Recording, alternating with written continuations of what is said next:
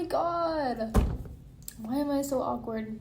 Hey guys, so this video is gonna be about my tonsillectomy experience and the recovery. So let's get into it. Hey guys, it's future me. Sorry if the lighting's messed up now, I don't really know.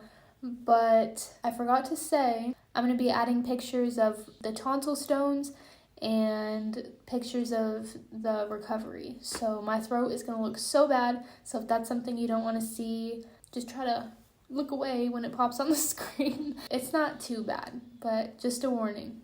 So to start off, I'm going to give a couple definitions right here of these things. So a tonsillectomy is the surgical removal of your tonsils.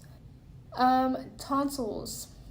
A lot of people don't know what they are. I didn't know what they were really. I mean, I've heard of them, but I didn't know exactly what they were used for or whatever. They're kind of at the sides of your throat. Right here, you could see them if you stuck a flashlight back there. So they're not that far down. But yeah, I don't think they're used for anything important, so that's why you can get them removed. Tonsil stones. I did not know what a tonsil stone was until I started getting them. It's basically a little tiny ball. It can be really small or it can be bigger. And it looks like a ball of plaque and it gets stuck in your tonsils. And it causes so many problems. You do not want them. I think it's just a mixture of food and nastiness. There's another thing you can get called tonsillitis. And I don't know if I've ever had this or not. The doctors didn't really tell me. It's where your tonsils get really swollen and they look like they have worms in them, and you feel like crap. So yeah, those are the definitions. And now I'm gonna get into my story before surgery. So I guess it all started about 3 years ago. What would happen is I would be eating food, didn't matter what it was, and I would swallow and it felt like it got stuck. And I really thought my food was getting stuck in my throat. I didn't know why. It gave me anxiety. I had to chug water and it wouldn't go away, this feeling of something in my throat. So I went to the doctor and she told me it was a tonsil stone. And all she would tell me was to gargle salt water or gargle mouthwash. I don't think I did. I assumed they'd just go away on their own, which that probably would have helped, but I just didn't. I'd get a huge wave of sickness when I would get tonsil stones and it would get bad. A huge wave of sickness. My head hurt really bad. I got extremely tired. I had to take a nap. Every time I felt like crap. I thought I was dying every time. But yeah, I kept going back to the doctor and she would say the same exact thing every time. And I was like, so I just have to deal with this for ever? So that's basically what would happen for the past 2 or 3 years. This year, at the end of March, it happened again. I was eating some popcorn chicken and some garlic bread and it felt like it got stuck again. And I started bawling my eyes out. I was like, I'm so sick of this. It causes me to not be able to eat normally. I was just drinking protein shakes and mashed potatoes at this point because I was scared to eat. So I just got some protein powder because I can't eat anything because of my throat.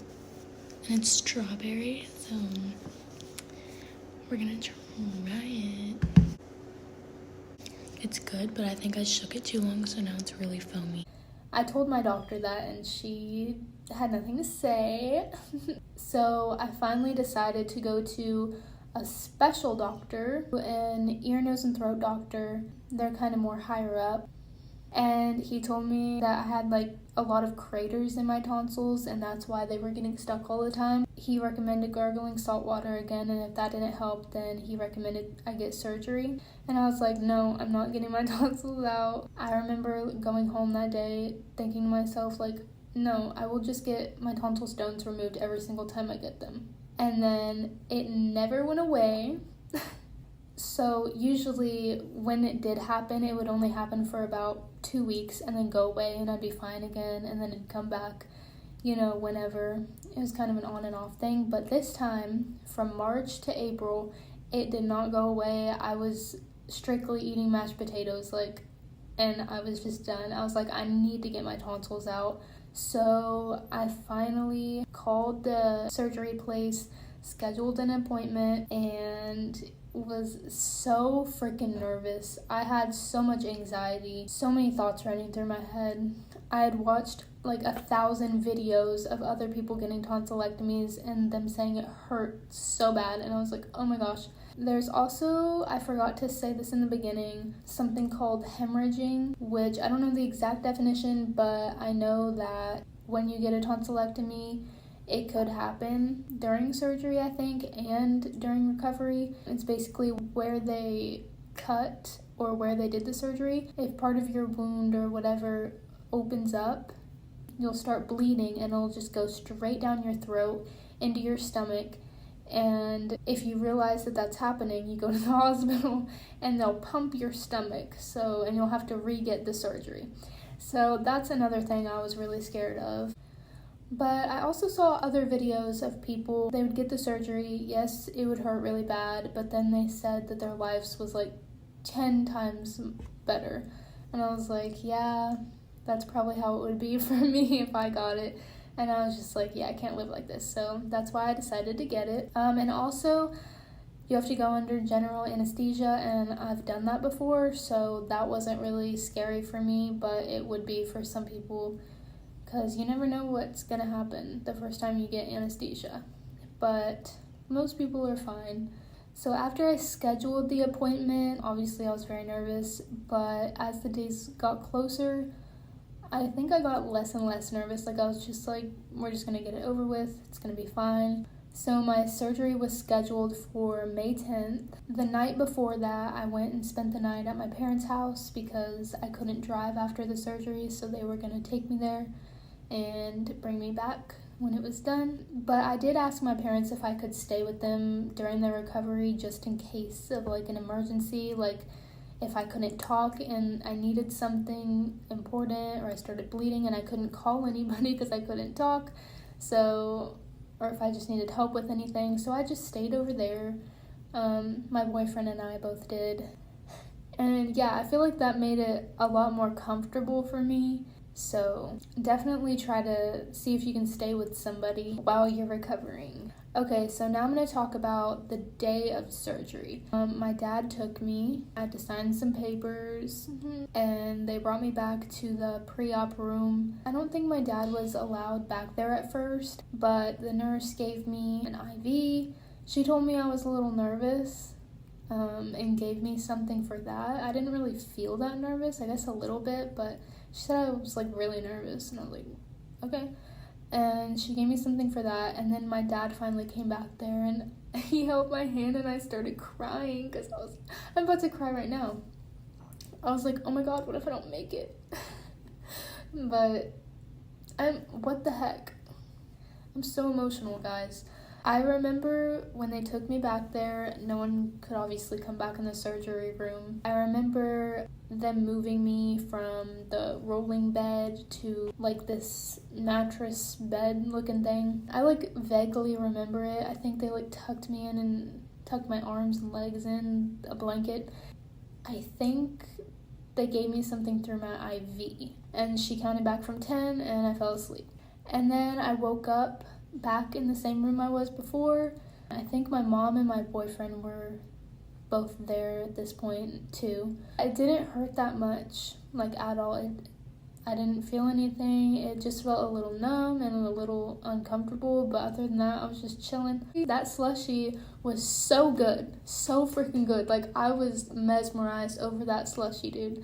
And they gave me a little cup of water with a straw, which was weird because I've read a lot of things and heard a lot of things about you not supposed to be drinking from straws after you get a tonsillectomy, but they gave it to me, so I was like, okay, I guess I can. We went to Freddy's because my dad always buys food for everyone when I can't eat it. Not to hate on you, Dad, I love you, but what the heck. He did get me a milkshake. I ate a little bit of that, and then I went home. So I have a cat, and she was pregnant at the time, and I needed to feed her, so my mom brought me back to my house to feed my cat, and all of her kittens, I don't know if she gave birth that morning that I got my surgery or the night when I left.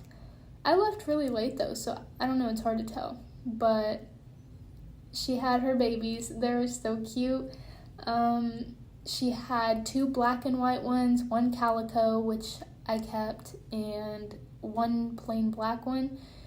She had another plain black one, but it passed away. I don't know how. I think it was a stillborn. It was so sad. She was meowing at me and looking at me, and I was like, oh my gosh. We tried to revive it, and it wasn't working. So we buried it. Rest in peace. I really wish I got to meet that cat. But yeah, first day was really easy. The only other things I would say about this day was I took medicine every 3 hours. I was very strict about that. I think it was oxycodone, which was prescribed from the doctor, and ibuprofen, which was also prescribed from the doctor. Like, even in the middle of the night, I would set alarms to make sure I took it. And this goes into the tips that I'm going to share at the end of the video. You want to make sure you're taking your meds frequently, because if you don't, it'll hurt really bad. It'll get really dry. And especially water. You want to make sure you're trying to drink water. If you can't, eat ice chips. But I'm going to get into that at the end, all those tips. But the other thing I was going to say is this day I did not talk at all. I might have tried like a little bit and I couldn't, so I just didn't. So that's it for day 1. Day 1 was pretty easy, pretty chill. Okay, so day 2, it started to feel a little bit more swollen. Pain level, I said it was a 6 out of 10 when I swallowed. I'm still taking meds every 3 hours. And something that really, really bugged me throughout my whole recovery that happened this day was I had to cough so bad, and you're really not supposed to cough, or you have to try not to cough as much as possible because it could cause your scabs to fall off early. And yeah, I tried so hard not to cough, but I really had to, so that's something that was really annoying. The things I ate this day, it was mostly drink. I drank water, I had an Ensure shake, milk chocolate, those are the best, and vanilla ice cream. And I think at this point, I realized that ice cream was like making my spit more thick, making the recovery harder. Ice cream, for some people, it can help because of the cold, but I stopped eating ice cream because it was not helping me at all. Okay, so day 3, this is the day when I realized that I was constipated. I was probably constipated day 1 and 2 as well, but I didn't realize it. There's someone working outside. I don't know if you guys can hear it, but I'm like, ah! For this day, I rated my pain 7 out of 10 when I swallowed, so pain was getting a little bit worse, and I drank an Ensure, and that's all I had. Also, I wrote down that my medicine was making me really tired. Yeah, that oxycodone, it will knock you out. It made me take a nap, and I don't take naps. So I just realized it might be called hydrocodone. I think that's what it was. Day 4, this was the day I started to use Google Translate to talk to people because I still couldn't talk, didn't want to talk. I pressed like the button where you can hear the word being said, and that's how I would communicate. It was funny. I don't think I wrote down the exact rating of pain this day, but I just wrote that it hurt really, really bad to swallow. My jaw also started to hurt. With this recovery, at least for me, I was spitting a lot. Like, I was creating a lot of saliva, so I had to spit all the time. I had a dedicated spit cup. You're gonna want one of those. I wrote down that I spit in the sink and there was a little bit of blood, which is normal. You might have a little bit of blood in your spit when you brush your teeth, whatever, but it should never be pouring out. That's when you need to go to the hospital. Day 5, I woke up at 3 in the morning and my throat tickled. Like, you know when you get a little like itch in your throat and you can't itch it because you can't, you know? Yeah, that happened to me with my surgery. And again, you have to try not to cough, so I didn't know what to do. I was just like, and whenever I did cough, it would like feel like it was straining. I don't know, but the tickling was like the worst part for me, I would say. Also, my breathing started to sound really weird. I sounded like I had been smoking for 60 years. And also this day I ate a lot of ice, Sonic ice. Day 6, this was the first day after my surgery that I brushed my teeth. I know, really gross, but the other days it hurt so bad. Even on this day, like day 6, it hurt so bad to brush them, but like I knew I needed to, so yeah. Also, my mom got me a strawberry banana slushie from Quick Trip, and I drank, I think, half of it maybe, and I drank a little bit of an Ensure. It was kind of hard to get down, and ice again. And I spilt my medicine. Like, how? Okay, so I think I had some ibuprofen in a little, measuring cup. And I don't remember how much I was taking, but I drank a little bit of it already. So I still had some left, and I spilt it. And I didn't, know how much it was. So I couldn't get more because I didn't want to, overtake any. So I just had to deal with no medicine for another 3 hours. Okay, day 7, this is the day I put that I woke up in the middle of the night in the worst pain yet, and I put down 20 out of 10. This was also the day that I started taking medicine for my constipation. I took Miralax with some Gatorade. I did the cool blue Gatorade, I think, because you don't want to do anything citrusy. You don't want to eat or drink anything with citrus in it while in recovery, so you got to make sure everything you're eating and drinking doesn't have that. So I just did cool blue. My throat was still tickly. So, you know how I said I had a spit cup? I would spit in it and it would look really foamy and bubbly. And I was like, oh, what's going on? I thought there was something wrong with that, so that was another concern, but I think it was fine. I don't know, it was really bubbly.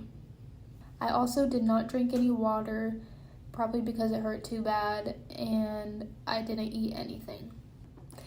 Day 8, I was finally able to go number 2. Literally, I did not for 8 days. What the I had another slushie from Quick Trip. Okay, so I lied. This was the day that I spilt my medicine and couldn't get any more. But the other day that I said I spilt it, I still spilt it. I think I just... Oh yeah, okay, I remember. Yeah, I spilt it on the counter, but there was still some in there and I just drank that. But this time, yeah, spilt it, it was gone. And my throat was still so tickly, and it got so bad at this point that I would start having coughing attacks. Wherever you get a tickle in your throat and you start coughing and you can't stop coughing.